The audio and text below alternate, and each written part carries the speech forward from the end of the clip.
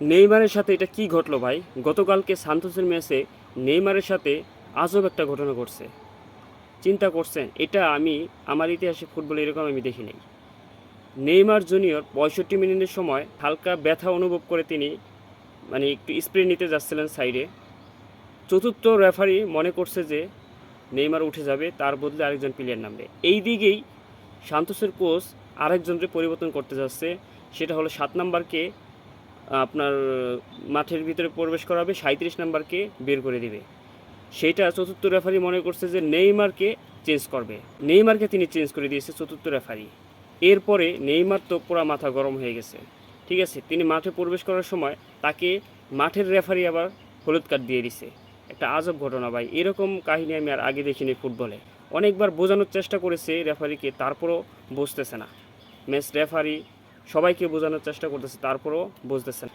Santos কিন্তু half টাইমের আগে 3 গোল খেয়ে ফেলছে, তারপরেও কিন্তু নেইমার শেষ পর্যন্ত খেলতে চেয়েছিল যে যেভাবে হোক এই ম্যাচটা জিততে হবে। কারণ নেইমারের বিশ্বকাপের আগে শেষ ম্যাচ, এবং সান্তোসে যেই পরিমাণ দর্শক হয়েছে সব নেইমারের দর্শক, পুরো গ্যালারি ভরা সাদা জার্সি ছিল।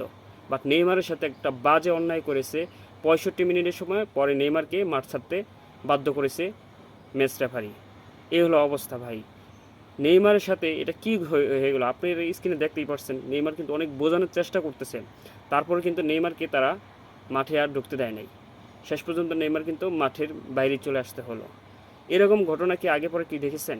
আজকে 18 তারিখ, আজকে ব্রাজিলের স্কোয়াড ঘোষণা করবে। এর আগের দিন নেইমারের সাথে যা ঘটলো, এইটা ফুটবলে একটা বিরল ঘটনা। কোচ কার্লো আনচেলত্তির মাথায় এখন কি ঘটতেছে? নেইমারকে কি তিনি বিশ্বকাপ স্কোয়াডে রাখবেন? আজকে ব্রাজিলের বিশ্বকাপ স্কোয়াড ঘোষণা হবে।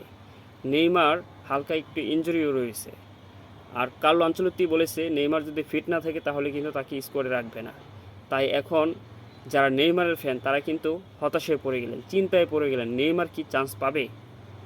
মানে সান্তোসের ম্যাচে কি ঘটে গেল যেটা আশা করেনি কেউ? একটা হলুদ কার্ড পেল, তারপর আবার হালকা একটু চোট পেয়েছে। এখন বিশ্বকাপের স্কোয়াডের ঘোষণার দিন আজকে। আজকে কি স্কোয়াডে থাকবে নেইমার? কি মনে হয় আপনাদের? সবাই আশায় আছে যে নেইমার অবশ্যই থাকবে। কোচ কার্লো আনচেলত্তি কিন্তু এর আগেই বলেছেন, প্রাথমিক স্কোয়াডেও রেখেছেন, তাই নেইমারকে অবশ্যই রাখতে যাচ্ছেন। বিশ্বকাপ স্কোয়াডে নেইমার থাকবেন, এটা নেইমারের ভক্তরা অবশ্যই বিশ্বাস করে যে নেইমার স্কোয়াডে থাকবেন। ব্রাজিল দলে কিন্তু অনেক প্লেয়াররাই ইনজুরিতে পড়ে গেছে। এস্তেবাও, তারপরে রদ্রিগো, মিলিতাও, ভালো ভালো কিছু প্লেয়ার ইনজুরিতে রয়েছে। এদিকে নেইমার কিন্তু এই জন্য সুযোগ রয়েছে। এইদিকে জো পেদ্রো কিন্তু চেলসির আগের ম্যাচে ইনজুরিতে পড়েছে। জো পেদ্রোর পরিবর্তে কি নেইমারকে নেবে, নাকি জো পেদ্রো থাকবে? ভাই এখনও বলা যাচ্ছে না ব্রাজিল স্কোয়াডে কোন কোন প্লেয়াররা থাকবে। যাই হোক, আজকে কোচ কার্লো আনচেলত্তি ব্রাজিলের স্কোয়াড ঘোষণা করবে। আশা করি অবশ্যই নেইমার থাকবে এবং বিশ্বকাপে তিনি খেলবেন। তার সাথে যেই ঘটনা ঘটেছে গতকালকের ম্যাচে, সেটা সত্যিই ফুটবল ইতিহাসের বিরল একটি ঘটনা।